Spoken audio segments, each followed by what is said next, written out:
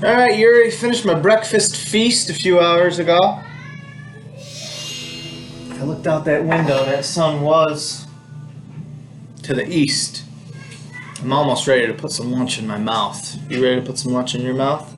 So the sun's going to be out that window over there to the south. And after a nice long day, we're going to lay down and get some rest. And that sun's going to be over there, setting to the west. So, what we've got is our sun path diagrams. Yuri did a fantastic job drawing these. A few things to remember. We're always going to have, whoa Yuri, we're always going to have the north, the south, the east, and the west on there. This is the ground, okay? And the compass directions are labeled. And you need to know, you need to be able to draw, you need to be able to put X's on the paths.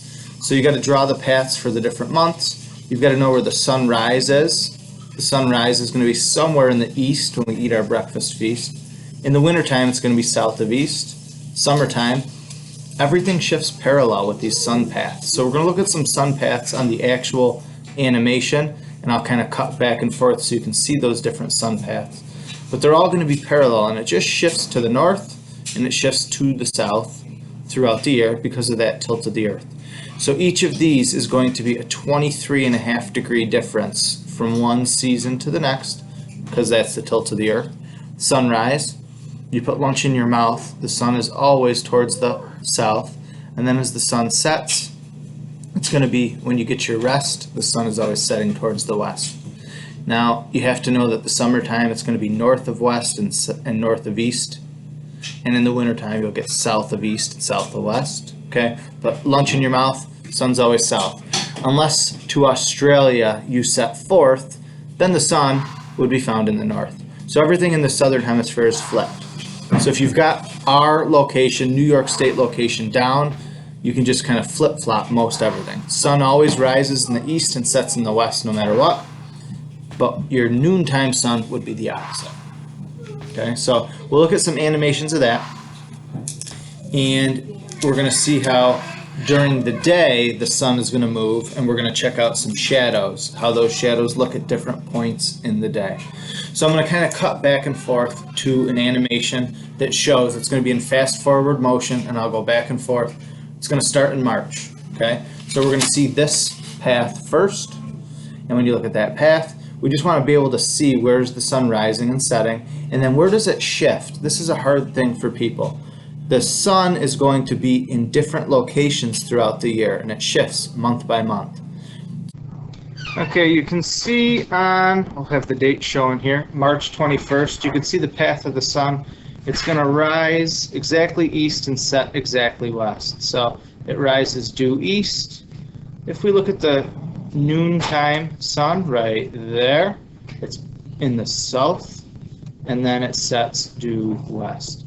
Now here's the important thing. If we look at the side view and we shift, watch how that shift goes from spring or fall to summer. The whole thing shifts in a parallel arc. So each arc is exactly parallel, and now it's rising north of east and it's setting north of west. So that north of east to north of west. If we go back to one of the equinoxes, like say the fall, you can see that everything is just moving parallel, okay?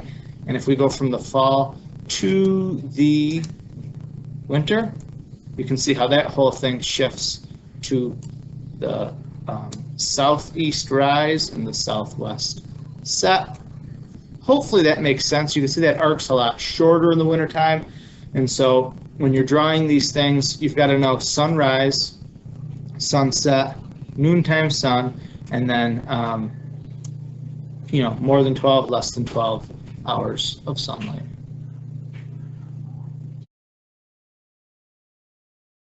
So we have two different times of the day here. Okay. You can see the same paths. One of those is in the morning, and one of them is at noon. You able to pick out which one's which? So this is your noontime, because the sun is south. You put lunch in your mouth. And then what's the other difference that we notice between those two? Can you pick it out?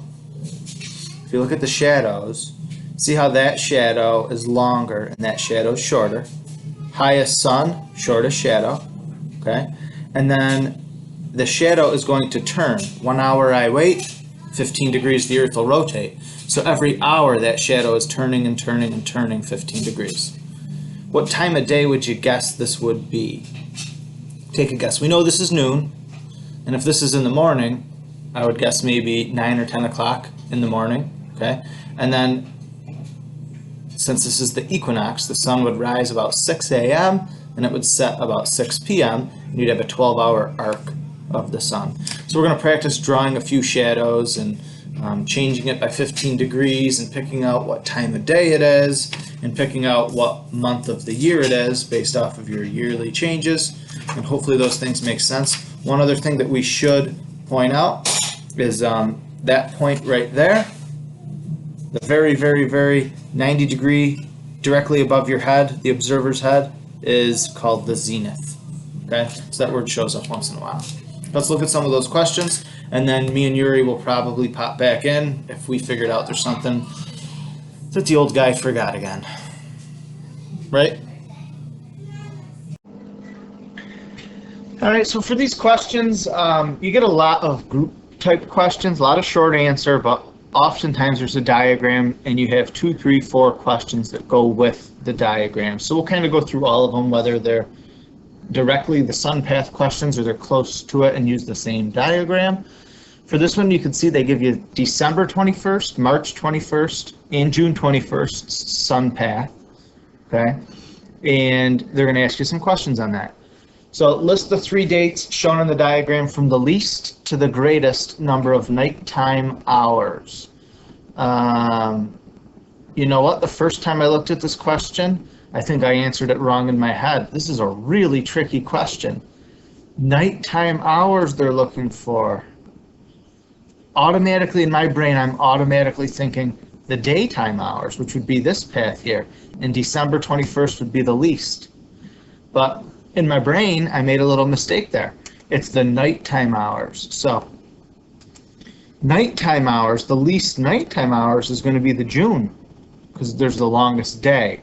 So June 21st would be the least nighttime hours. This is a really tricky question. I honestly might have gotten it wrong on my own if I wasn't looking really closely. So you got to be careful for stuff like that.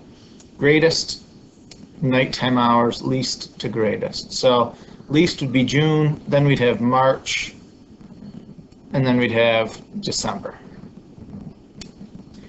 Identify the compass direction toward which the observer's shadow would point at noon. You put lunch in your mouth, the sun is south, but they're asking for the shadow, so the shadow would be always north.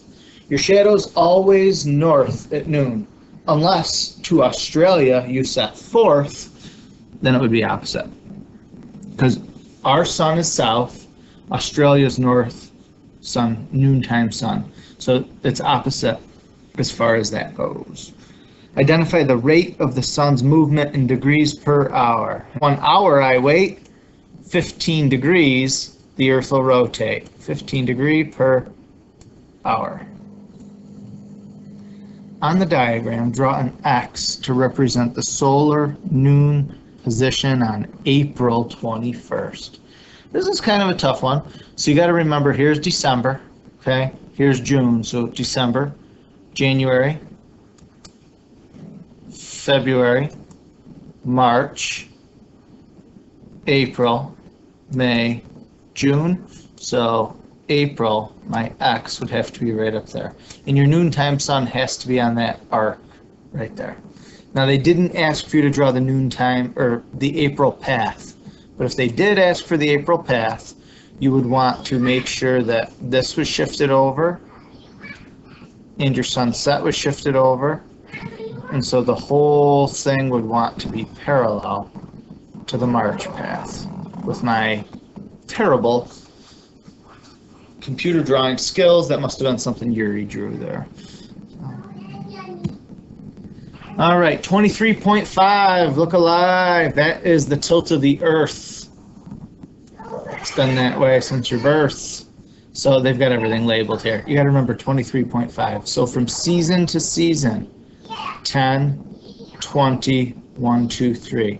if we were to change from the June 21st path to the July, August, September 21st path, it would be something like that. Exactly a 23.5 degree difference, because that's the tilt of the Earth. What's the daylight hours on September 23rd? Doesn't matter where you are, doesn't matter what diagram you have, everywhere gets equal. Okay? And then I had done these ahead of time, so I forgot to erase that one. Describe the changes in the length of the observer's shadow from A to D. So long, short, long. A, the sun's low, shadow would be long. C, the sun is high, you'd actually have no shadow. And then D, the sun is low again, so your shadow would be long.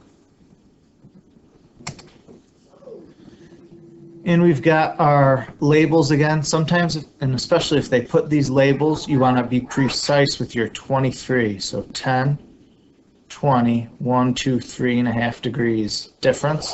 So your path for March, you're going to draw everything parallel, and it would look something like that if they had you draw the path, but they didn't. Shaded portion, June 21st shows 45 degrees of motion. How many hours? 1 hour you wait, 15 degrees the Earth will rotate. So 3 hours, 3 times 15 is your 45.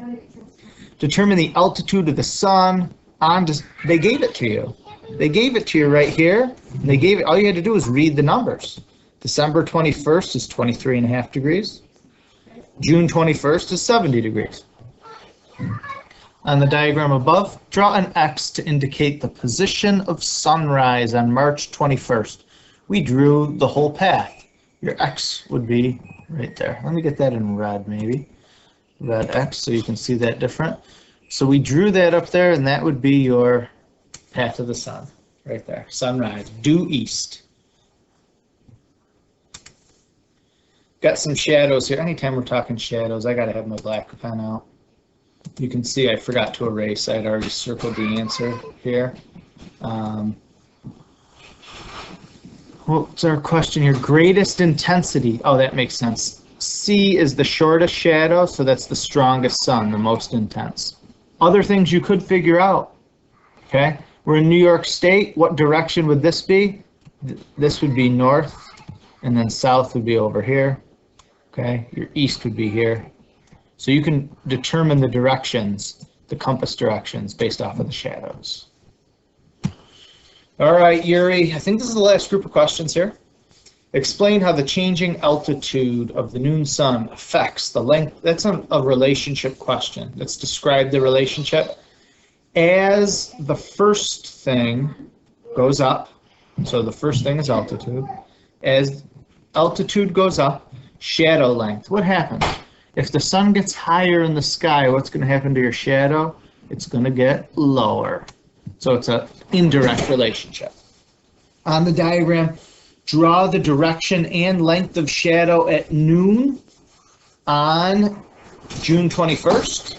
Well, we've got here is our shadow at noon on March 21st, December 21st, September 21st.